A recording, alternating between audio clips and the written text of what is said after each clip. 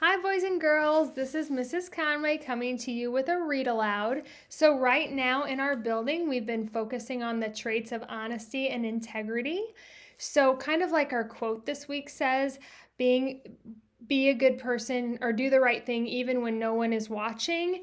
That is kind of what honesty and integrity is. So it's just, always trying to make the best choices you can, being the best person you can be, and always just being honest with who you are and being honest to the other people around you. So today I have a read aloud called Ruthie and the Not So Teeny Tiny Lie by Laura Rankin. And in this book, we're going to focus a little bit more on those traits of honesty and integrity and how being dishonest or not, not being true in what's happening can impact you and impact those around you.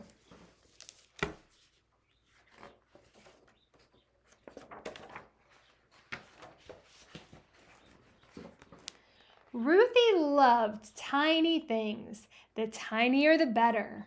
Her toys were the teeniest imaginable. She had dinky dinosaurs, itty-bitty trains, ponies no bigger than your pinky, and teddy bears that were barely there. Ruthie loved finding treasures too. At the beach, she searched for the smallest seashells. The flowers she picked were no bigger than fairy wings. She even had an eggshell from a hummingbird. And wherever Ruthie went, she carried some teeny things in her pocket.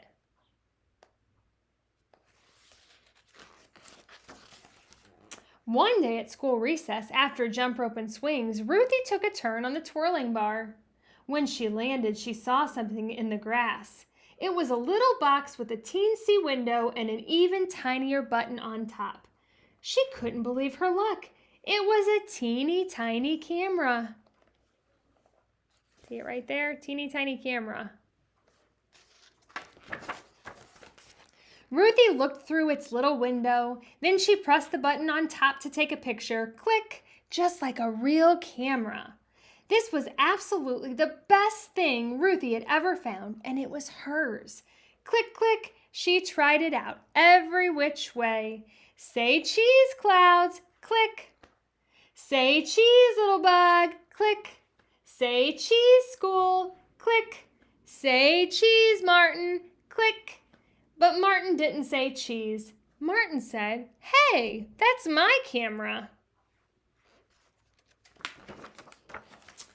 Ruthie was startled. "No, it's not. It's mine."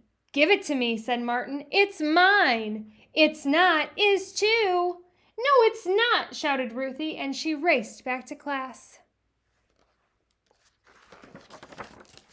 "What's going on?" asked Mrs. Olson. "Ruthie's got my camera," cried Martin. "I got it for my birthday and I dropped it on the playground." But Ruthie wanted that teeny tiny camera in the worst way. "It's mine," she yelled. "I got it for my birthday."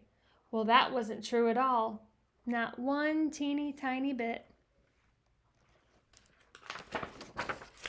Mrs. Olson looked at Martin. She looked at Ruthie.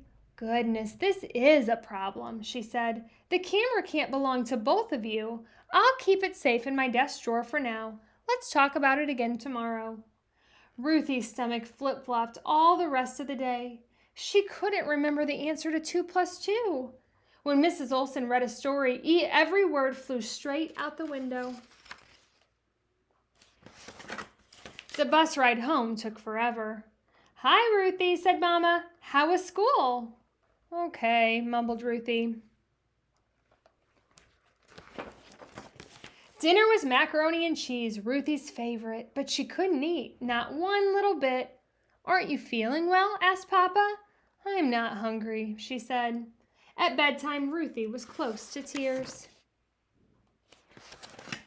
"What's the matter?" asked Mama. So Ruthie told Mama and Papa the whole story. "What do you think went wrong?" asked Papa. "I said it was my camera," cried Ruthie. "But it's not." "It's going to be okay," said Papa. "You made a mistake and tomorrow you can fix it. I think Mrs. Olson and Martin will understand." But the next morning, Ruthie could barely eat. Maybe Mrs. Olson wouldn't understand. Maybe Ruthie would have to sit in the timeout corner. Maybe Martin would never talk to her again. Maybe no one would ever talk to her again. Not one teeny tiny word. The school bell was about to ring. Ruthie took a deep breath and began the long walk to the front of the room. Mrs. Olson's desk seemed very far away. "Good morning, Ruthie," said Mrs. Olson. "I have something to tell you," said Ruthie in a very small voice. "The camera is not mine. I didn't get it for my birthday. I found it on the playground." Mrs. Olson didn't make her sit in the timeout corner. She didn't even look mad. Instead, she gave Ruthie a hug and kissed the top of her head. "Thank you for telling the truth," said Mrs. Olson. "That took a lot of courage." "I'm very sorry, Martin," said Ruthie. "It's okay," said Martin. All at once, Ruthie's stomach stopped flip-flopping. She even skipped a little on the way back to her desk. She got the right answer to 3 plus 7 in math. After lunch, Mrs. Olson read the funniest story Ruthie had ever heard. And on the short bus ride home, Ruthie realized she didn't miss the teeny tiny camera, not one teeny tiny bit. All right, boys and girls, so this story has a really good message about being honesty and having honesty and doing the right thing. So she told the lie at first, but then as the day went on and the night went on, she felt really bad about it, which is a good sign. She reflected on that. She talked to her parents about it and let them know she told the lie and that she felt badly about it. And then, like the teacher said, it took a lot of courage for her to then the next day go back, tell the truth, and work it out. So I think we all have hiccups in our life where maybe we say the wrong thing or do the wrong thing, or maybe we're not always honest right away. But I think the most important thing is that we learn from those experiences, that we reflect on them, and that we use it to make better choices in the future. So I hope that you enjoyed Ruthie and the Not So Teeny Tiny Lie by Laura Rankin, and I'll see y'all later. Bye.